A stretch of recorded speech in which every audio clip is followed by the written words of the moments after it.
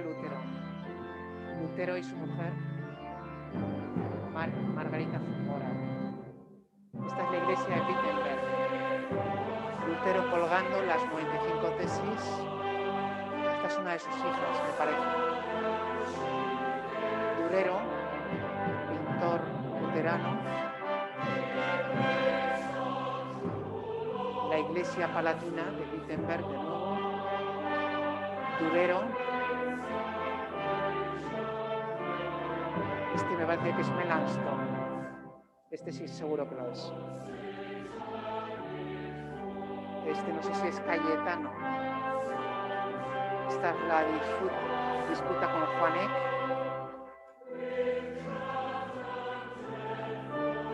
Este no sé quién es.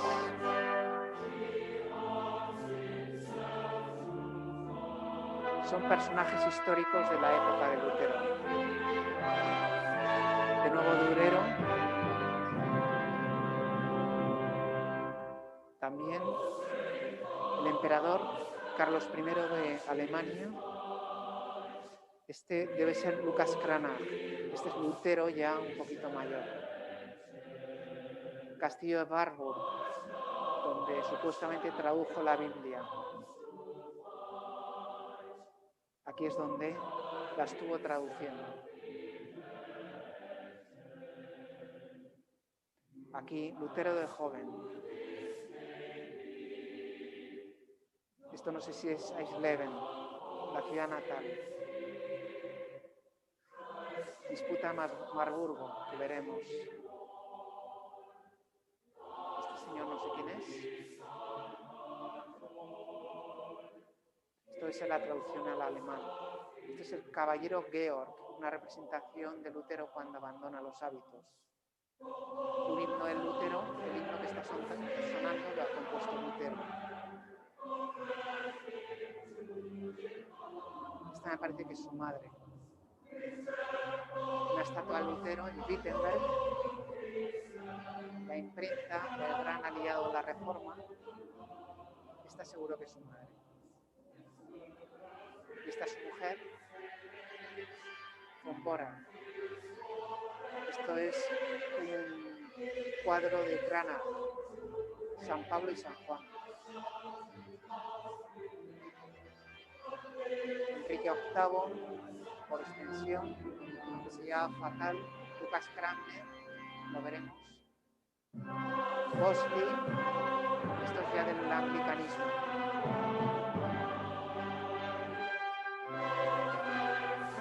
Estas pueden ser las esposas de la cautividad de Babilonia. La imprenta de nuevo, aliado a la Reforma. Federico III.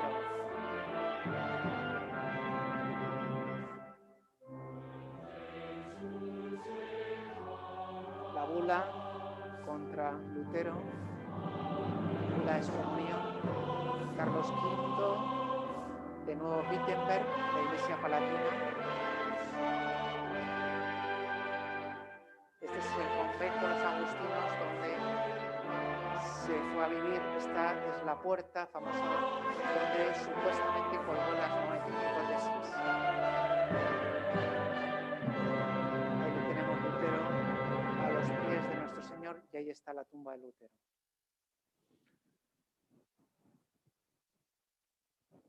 Entonces, vamos a ver si soy capaz de poner esto bien. Bien, entonces, como ven, vamos a hablar de Lutero, ¿no? Entonces, en primer lugar, el origen de la Reforma luterana es el 31 de octubre del año 1517, cuando supuestamente Lutero colgó las 95 tesis.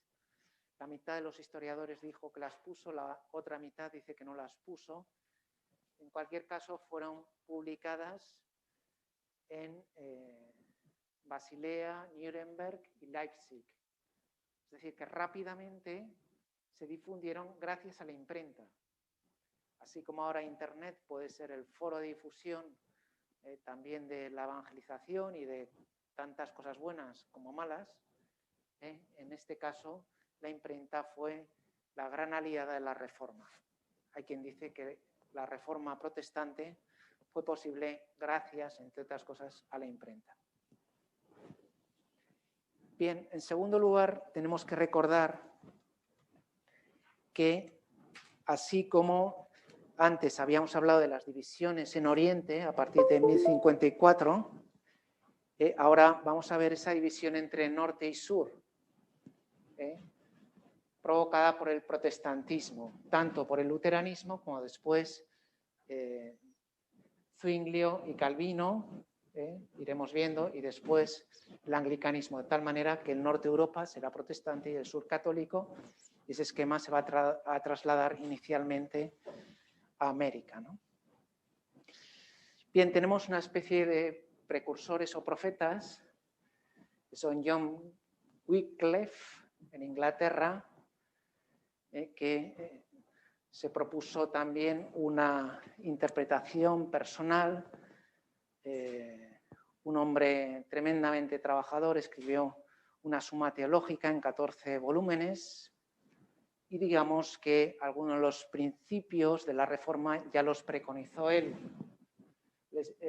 La teología Wycliffe llega a Bohemia de la mano de Jan Hus, y también ahí hay un primer movimiento de la Reforma, como pueden ver en los siglos XIV y XV.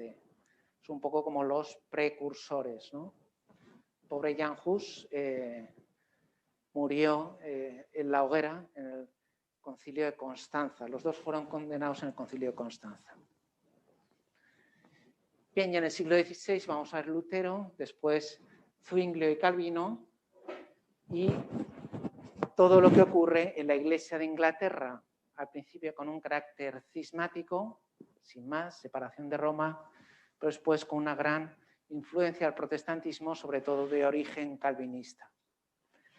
Veremos todo eso en las clases siguientes, ¿no? Bien, y a veces es cierto que los orientales lo que vienen a decir es que esto del protestantismo es un panorama demasiado variopinto, demasiado variado, un poco caótico, ¿no? Pues los evangélicos, ¿qué tienen que ver con los pentecostales y los pentecostales entre sí? Y que tienen meterse en el mundo del protestantismo es fascinante, pero también agotador. Lo digo también por experiencia personal, ¿no? Bien, vamos a recordar algunas cosas de la vida de Lutero que a lo mejor ustedes conocen. Primero, que recibió una enseñanza rigurosa, su padre minero, su madre una mujer austera. Su padre quería que estudiara Derecho, pero movido por el susto que le dio un rayo, prometió que iba a ingresar en la vida monástica, en concreto los agustinos ermitaños de Erfurt. Claro, empezamos ya, digamos, de un modo curioso, porque parece que en su vocación lo que le mueve es más el miedo que el amor, y quizá no es el mejor comienzo, ¿no? Bien, es un hombre genial, es un gran genio religioso, inspirado, un gran predicador, pero digamos un poquito inestable. De hecho, en el momento de la ordenación no quiere celebrar su primera misa por problemas de escrúpulos de conciencia. Digamos que tiene una hipersensibilidad moral que le llevará a veces a ciertos extremos, ¿no? Aunque era un hombre inteligentísimo y muy brillante. Lo digo ahora medio en broma, medio en serio, pero don Lucas Francisco Mateo Seco, que dio clases aquí, que era un andaluz así muy salado, muy simpático, decía, bueno, yo no sé si Lutero estará o no estará en el cielo. Lo que estoy seguro es que el obispo que le ordenó, ese no.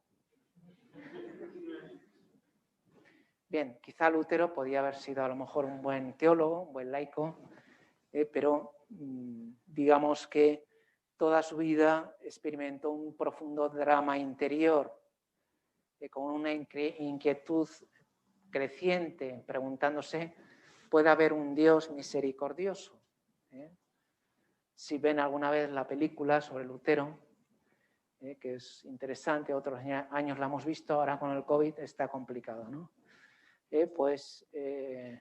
Ahí se ve cómo ese sufrimiento precisamente es por no confiar en la misericordia de Dios, y en parte el descubrimiento de la doctrina de la justificación es cuando descubre la misericordia de Dios, pero entonces se va al otro extremo y afirma solo la misericordia de Dios y no la cooperación humana, no la respuesta por parte de cada persona. Lo vamos a ir viendo poquito a poco. Bien, y en cualquier caso tiene esa preocupación por la propia salvación, que llega a una auténtica obsesión.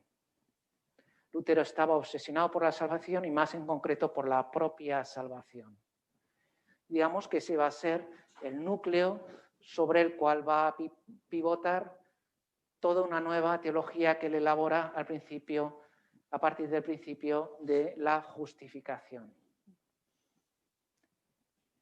Esto le va a llevar a un cierto pesimismo antropológico, puesto que si solo cuenta la misericordia de Dios, si solo cuenta la gracia de Dios, en mi libertad no cuenta, la naturaleza humana es algo pervertido, es algo degradado, es algo empecatado, incapaz de hacer nada bueno, por lo tanto, lo único que puedo hacer es dejarme arrollar por la gracia de Dios.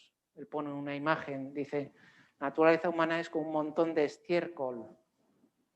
¿Estiércol se entiende? ¿Estiércol? Caca, caca o mierda, un montón de basura, pero cubierta con un manto de nieve.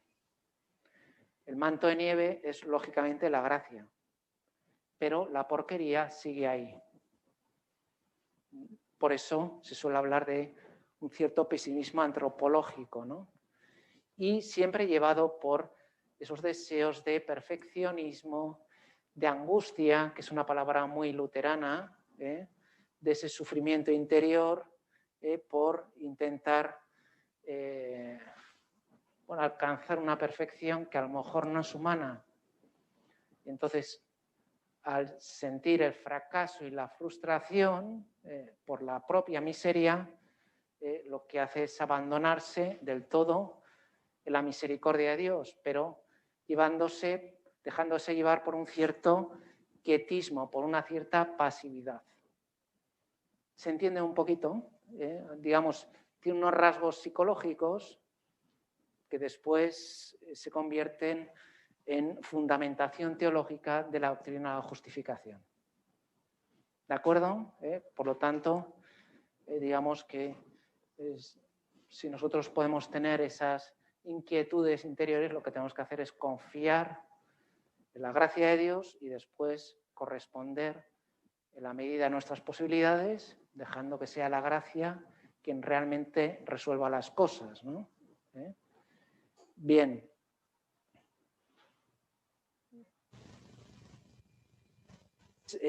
Johannes Staupitz es el nombre de su padre espiritual, entonces le anima a fijarse en los sufrimientos de Cristo. No te fijes tanto, Martín, en tus pobres sufrimientos, sino fíjate en que Cristo ha padecido todo ese dolor por cada uno de nosotros. Confía en Él, ¿no? Él se preguntaba continuamente, ¿cómo puedo encontrar un Dios clemente, un Dios misericordioso? Quizá porque la imagen que tenía de Dios era un Dios un tanto veterotestamentario, un Dios de la ira, un Dios justiciero. Hay algunos que han hablado también de una transposición del carácter de su padre. Hay muchos estudios psicológicos sobre la personalidad de Lutero. En cualquier caso, no se puede decir que sea un enfermo mental. Sí que tenía unos rasgos psicológicos, igual que los tenemos todos nosotros. El problema es, digamos, más de tipo teológico. Es decir, que la propia experiencia personal la eleva a la condición de teoría y de teología.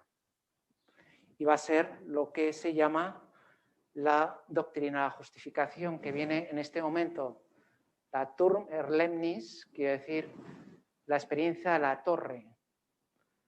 Estaba ahí en la torre cuando ve el corazón de Dios y descubre su misericordia. Y entonces, por la ley del péndulo, él, que había sido tan voluntarista y tan deseoso de hacer bien las cosas, lo que hace es entregarse del todo a la misericordia de Dios sin hacer nada, sin intentar corresponder a esa gracia, puesto que él mismo negaba la libertad. ¿Se va entendiendo un poco cuál es el desarrollo psicológico, ¿no? Bien, con esto queremos decir que el principio de la Reforma luterana es un principio teológico.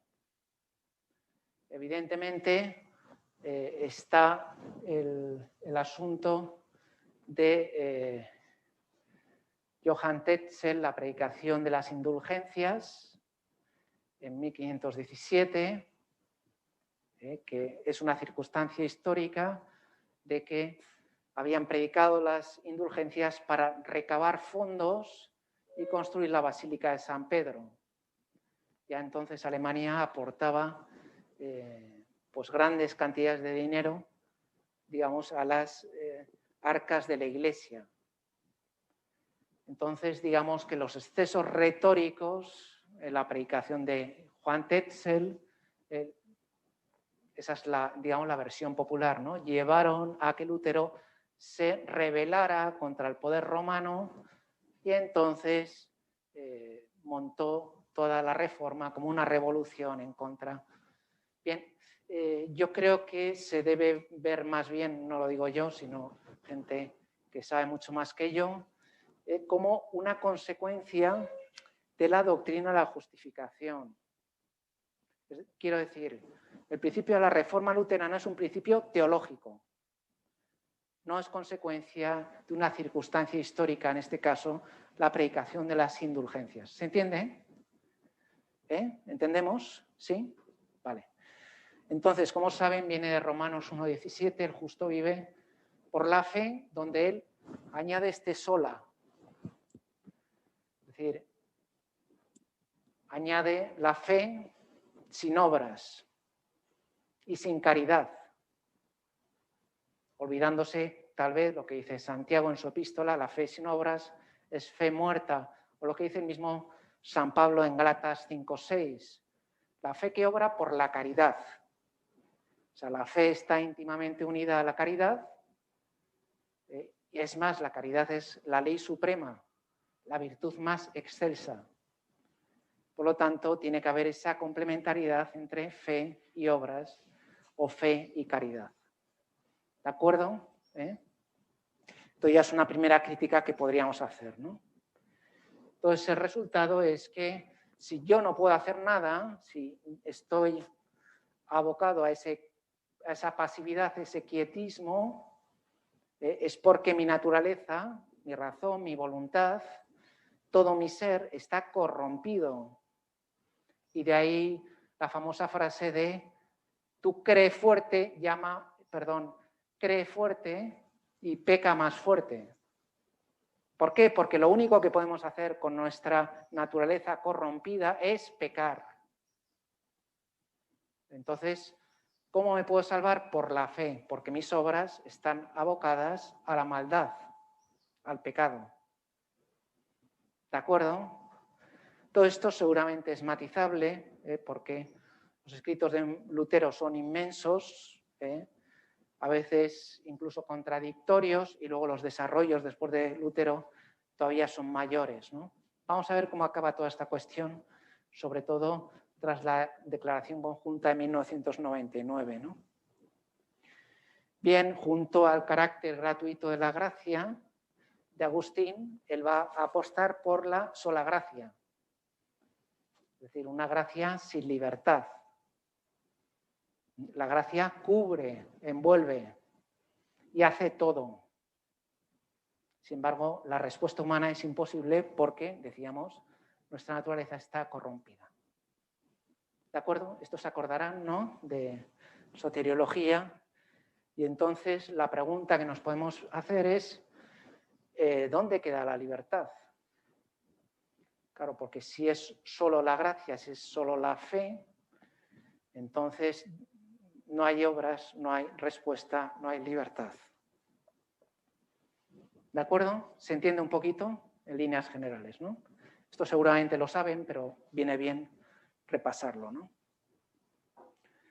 Bien, entonces vienen las circunstancias históricas, la aplicación de las indulgencias de Johannes Tetzel, como hemos dicho, y el 31 de octubre de 1517, esa carta a Alberto de Magdeburgo, al principio con 98 tesis, después 95, y que es reimpresa en esos 3 lugares que hemos mencionado y difundida ampliamente.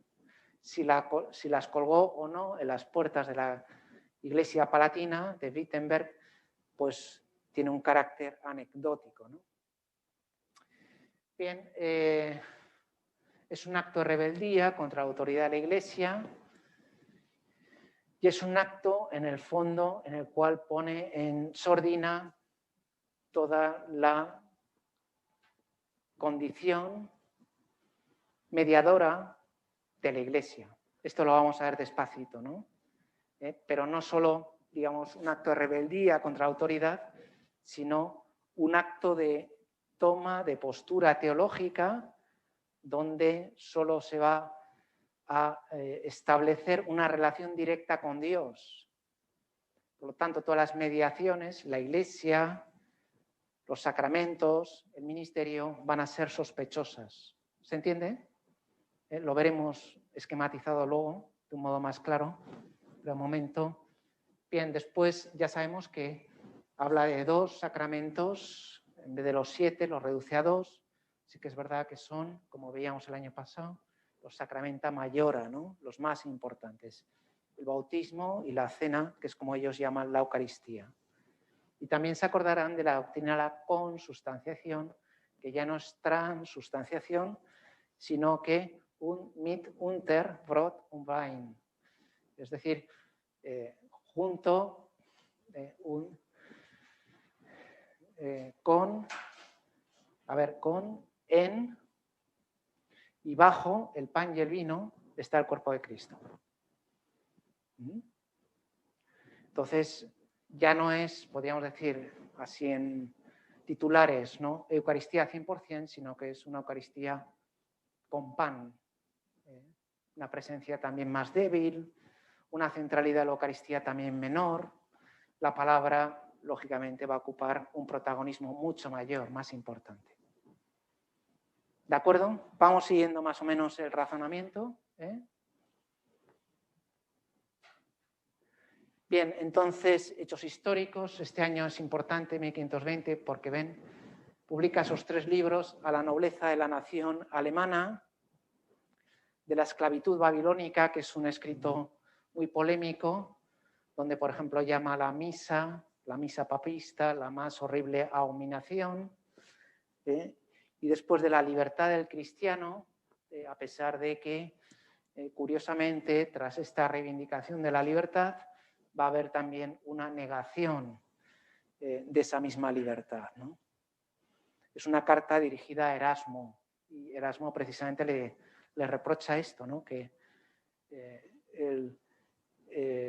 bueno, eso viene, perdón, después, ¿no? Erasmo le escribe de libero arbitrio y Lutero contesta con el de servo arbitrio. O sea, Erasmo afirma la libertad, Lutero la niega, ¿no?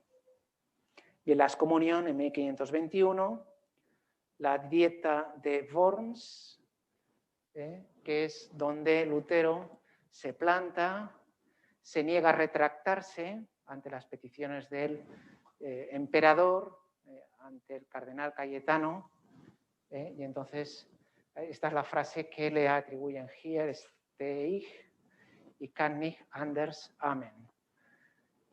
Me quedo aquí, o sea, me mantengo firme, no quiero retractarme, no puedo hacer otra cosa. Él apela a los motivos de la Biblia, la Escritura y la razón, aunque luego va a negar también la razón. No puedo hacer otra cosa. Hay otros que añaden que Dios me ayude. Amén, ¿no? Pero ahí, digamos, es cuando él toma una postura clara de decir, bueno, yo voy a reformar la Iglesia. Entonces, yo no tengo que cambiar de criterio, es la Iglesia quien tiene que cambiar de criterio, toda ella. Lo cual, bueno, pues es una postura interesante, que a lo mejor se puede contrastar con otro tipo de reformas, pues sensibilidades eclesiales, ¿no? Y en consecuencias, yo creo que son conocidas, el abandono del sacerdocio y de la vida religiosa, abandona a los agustinos, se casa con Ana Fombora, hay un proceso de secularización, no solo lo que se refiere al ámbito eclesial, sino también de toda la cultura. Pequeño paréntesis, a lo mejor esto del protestantismo nos parece una antigualla, un trabajo de arqueología histórica, pero si se dan cuenta, gran parte de la modernidad es de signo protestante.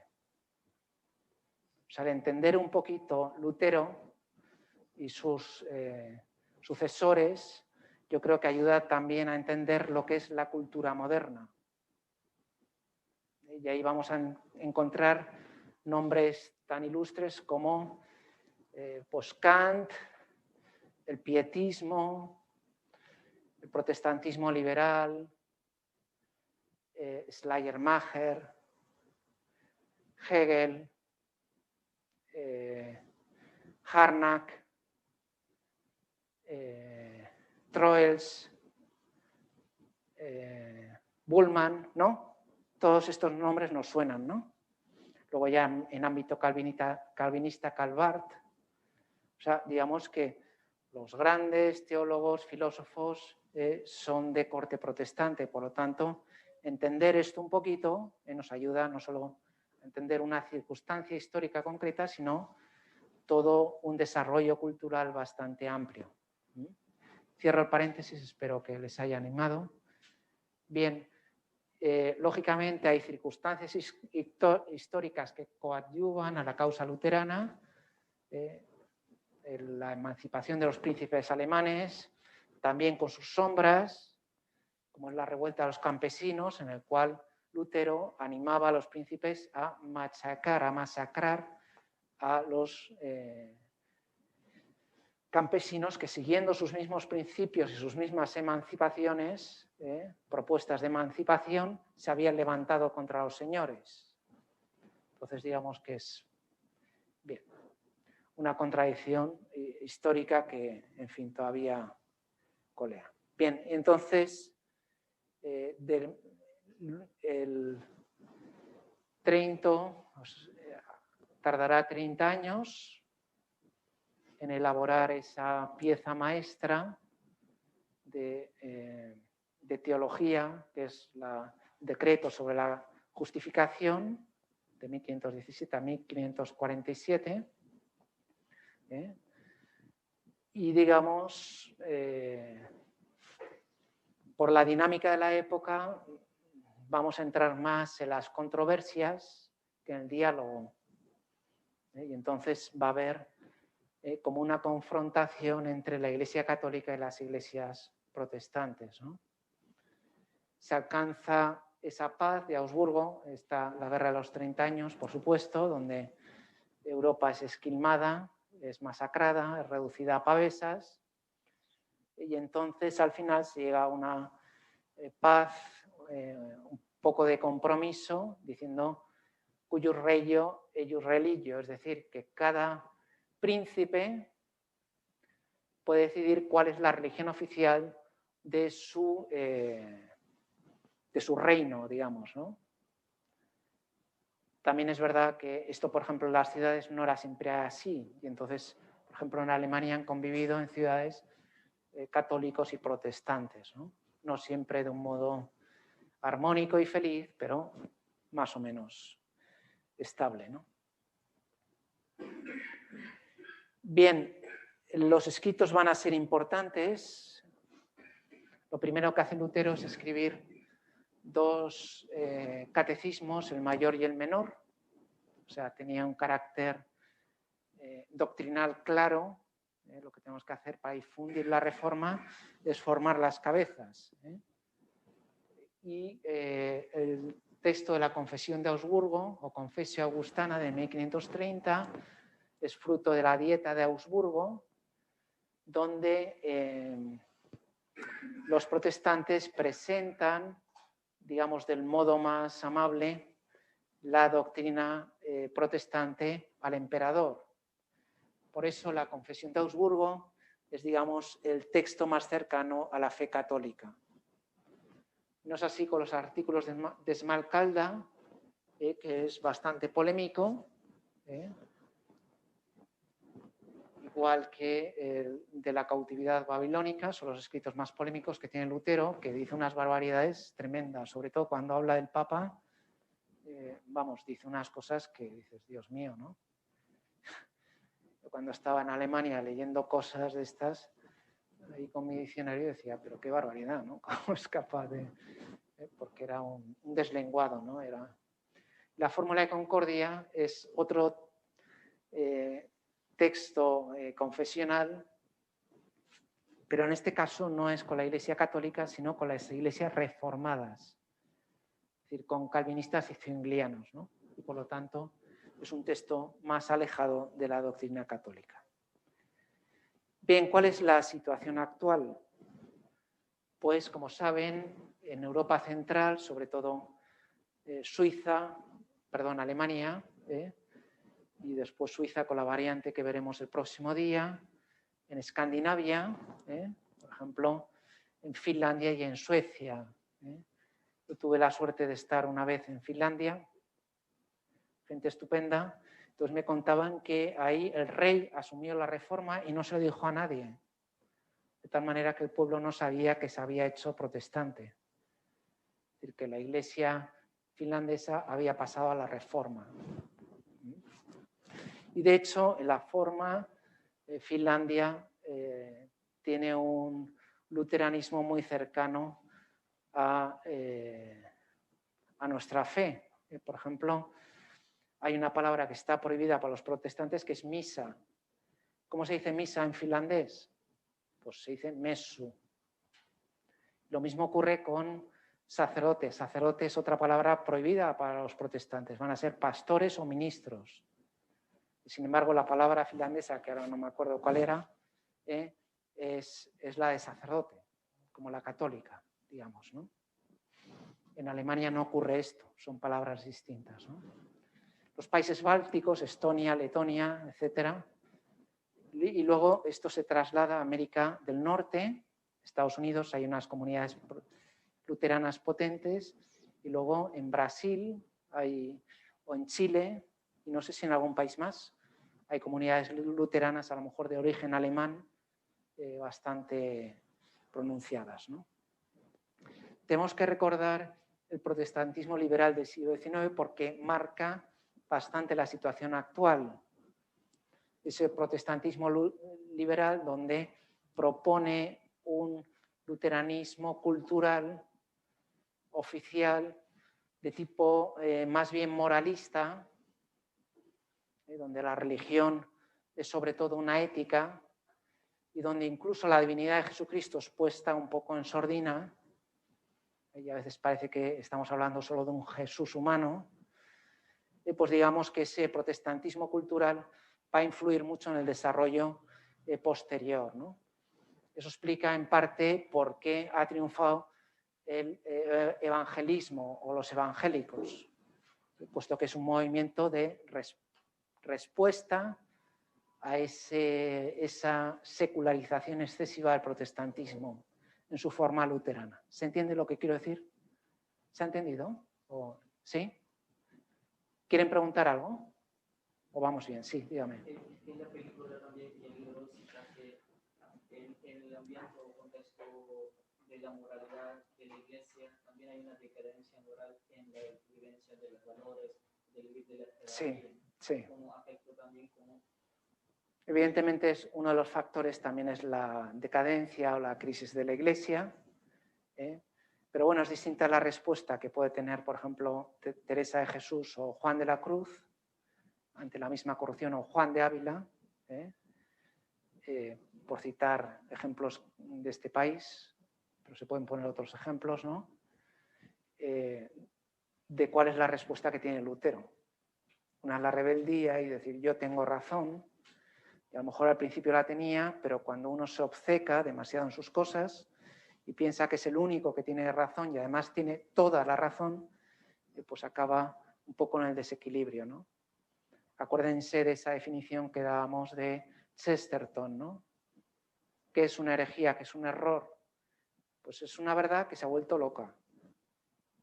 En un principio era verdad, pero ha perdido el equilibrio. Es lo que comentábamos antes con usted, ¿no? O sea, los católicos, pues tenemos todas estas reivindicaciones de los protestantes, pero armonizadas, integradas, equilibradas. Cada cosa en su sitio y formando parte de una catolicidad que no es obra humana, sino que tiene un origen divino en las enseñanzas de Jesucristo. ¿De acuerdo? ¿Más preguntas? ¿Hay más preguntas? Bien, entonces tenemos la Confederación Luterana Mundial con 80 millones y que suelen reconocer como una especie de cuadrilátero, es decir, los principios de la fe son la Escritura, los primeros concilios, la Confesión de Augsburgo, Confesio Augustana y el Catecismo Menor. Suelen ser, digamos, como los principios doctrinales en los cuales suelen apoyarse porque también hay desarrollos desde liberales a más propios de la ortodoxia luterana, que es un movimiento que surge en el 17 para sistematizar la teología de Lutero, pero que a veces es antiluterana. O sea, el problema es que ya el mismo teólogo de Lutero, que era Melanchthon, empieza a interpretar las cosas de un modo distinto y a partir de entonces cada maestrillo tiene su librillo, o cada teólogo tiene su tratado, y entonces se elabora. Entonces, estudiar la teología luterana, lo digo también por experiencia, es un tormento, ¿no? Porque unos dicen una cosa, otros otra, y al final dices, ¿me pueden decir, por favor, qué es lo que realmente creen? Porque el catecismo tampoco es una referencia, ¿no? Es una referencia del siglo XVI y qué es lo que creen ahora los luteranos, pues yo creo que solo Dios lo sabe, ¿no?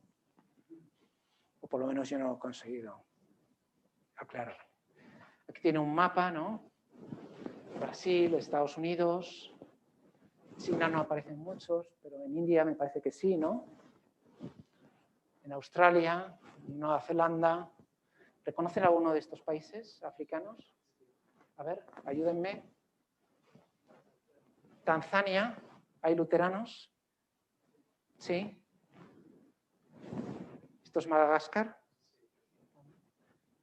No sabía yo, pero por supuesto, Alemania, pero hay más en países bálticos y países escandinavos. Hay también en Francia, en España no debe haber ni uno, o alguno hay que conozco yo, pero lógicamente el protestantismo que tenemos aquí es más de tipo evangélico pentecostal, ¿no?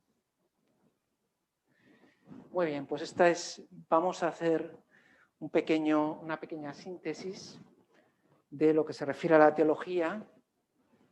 El primer principio va a ser la sola fe. Como hemos dicho, nos salvamos solo por la fe, sin obras y sin necesidad de culminar esa fe con la caridad. Después la sola escritura, que es una justificación. ¿Dónde fundamenta Lutero su doctrina? En la escritura. Pero fíjese usted que hay unos santos padres, que hay unos concilios, que hay unos papas. No. Solo la escritura. Claro, eso acaba siendo una utopía. Y de hecho los mismos luteranos dicen sola escritura, nunquam sola. ¿Qué quiere decir? Nunca puede estar sola. Y entonces muchas veces lo interpretan a través de escritos confesionales, o los catecismos de Lutero, o la Confesión de Augsburgo, o lo que sea. Nosotros tenemos la tradición. todos los padres latinos y griegos, toda la historia de los concilios, etcétera, etcétera. La fe a lo largo de todos los siglos. Ellos, sin embargo, circunscriben esa tradición según unos criterios, digamos, bastante personales, ¿no? La sola gracia, sin un necesario concurso de la libertad personal, sin una respuesta personal libre. Y también el solo Cristo, sin iglesia. Cristo sí, iglesia no. Es el típico lema de cuño protestante. Y entonces, ni iglesia, ni sacramentos, ni sacerdotes, ni nada. Yo directamente con Dios. Y lo único que busco es solo la gloria de Dios. Estas son las 5 solas famosas. Y entonces, las consecuencias de todo esto está en la doctrina de la Iglesia, donde no tiene una naturaleza sacramental, no es una eclesiología eucarística, va a estar más centrada en la palabra y entonces la Iglesia será la esclava, la ancilla verbi, dirá Lutero, la esclava de la palabra. Los sacramentos, por lo tanto, van a tener un protagonismo mucho menor. De 7 se reducen a 2 y, digamos, con una función eclesial mucho más reducida. Se celebra mucho menos, dice ahí estudios de campo, hay una recomendación para que se celebre la cena todos los domingos, pero yo estuve mirando y veía, se celebraba 1 o 2 veces al mes. Entonces, lo que nosotros reconocemos en la Eucaristía hace la Iglesia, pues para los protestantes no es así. Lo que hace la Iglesia es la Communio Sanctorum, la Congregatio Fidelium, la reunión de los fieles en torno a la palabra, puesto que la presencia eucarística, pues por circunstancias históricas que seguramente ustedes conocen, y si no ya lo contaré, la pierden, ¿no? O lo cuenta ahora, ¿no?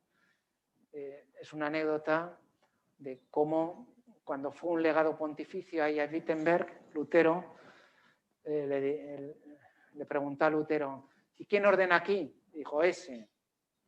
Y el tal ese era un tal Pomerano, un presbítero.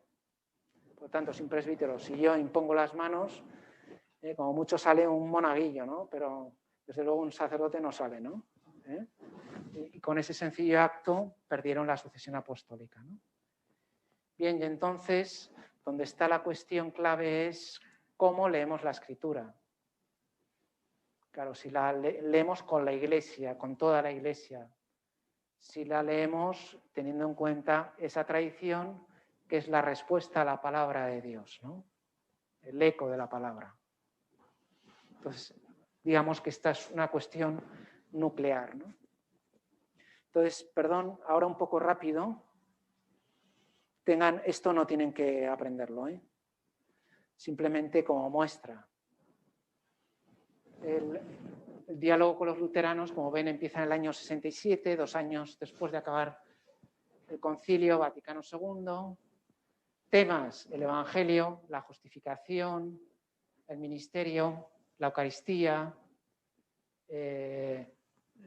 la eclesiología. Hay también diálogos locales, por ejemplo, de Estados Unidos, y entonces ya se centra el tiro y se dice, la justificación es el tema. Por lo tanto, vamos a por ese tema. Entonces ya ven que es una historia larga. Hay una 4ª fase, un proyecto de acuerdo de la doctrina de la justificación, hay una anécdota, ¿sí? Sí, pero como solo tenemos una clase, es mejor que no me avisen, Entonces, como consecuencia de las gestiones que hacen un grupo de expertos, teólogos y obispos, entre los cuales estaba Ratzinger, se desbloquea y se puede suscribir este texto, firmarlo el 31 de octubre de 1999, donde se dice, fíjense, el equilibrio y la mesura de estas palabras. Solo por medio de la gracia, primacía de la gracia, nos habilita y nos llama a realizar buenas obras. Por lo tanto, se afirman al mismo tiempo la fe y las obras, la gracia y la libertad. De hecho, hay algunos intérpretes, entre los cuales está Jungmann, que dicen que más que la Iglesia Católica se haya acercado a los presupuestos luteranos, es más bien que los presupuestos luteranos se han acercado a la doctrina de la justificación expresada en el Decreto de Trento. Y digamos que con esta fórmula, que es una fórmula de concordia, de consenso, de diálogo, se ha llegado a esta situación, ¿no? Este mismo texto, esta misma declaración conjunta sobre la doctrina de la justificación, es suscrita en 2006 por los metodistas y en 2017 por los reformados y los anglicanos. O sea, tenemos un documento base común para todos y, por lo tanto, digamos que es el principio del camino. Después, esta declaración conjunta tiene que llegar a cuestiones como los sacramentos, especialmente la Eucaristía, el ministerio, la eclesiología y, al final, recalar en esa cuestión que hemos mencionado, cómo estamos leyendo la Escritura, cómo leen los protestantes, cómo leemos los católicos la Escritura, y a ver si llegamos a una convergencia de método y podemos leer la Escritura también en la Iglesia, con toda la Iglesia. Bien, en cualquier caso, si les interesa el tema y abundar en esto, aquí tienen una monografía, no es una monografía, es un ensayo, donde pueden ver las cuestiones relativas no solo a Lutero, sino también Zwinglio, Calvino, la reforma, el anglicanismo también aparece, y luego ya la llamada Cuarta Reforma, que es la de los evangélicos y pentecostales, ¿no? Si a alguien le interesa el tema, pues ahí está eso. Pues muy bien, gracias por su paciencia. Y nada, ¿hay alguna pregunta, alguna duda? Sí. Dice Sumarok que los movimientos reformadores desde el siglo XVI ya no son verdaderas iglesias. Eso lo veremos más adelante. Pero es una buena pregunta que, si se la quiere reservar, la veremos en su momento, y si no lo vemos suficientemente, me lo recuerda. ¿De acuerdo? Muy bien, pues muchas gracias. Un saludo a los de casa y hasta el martes que viene.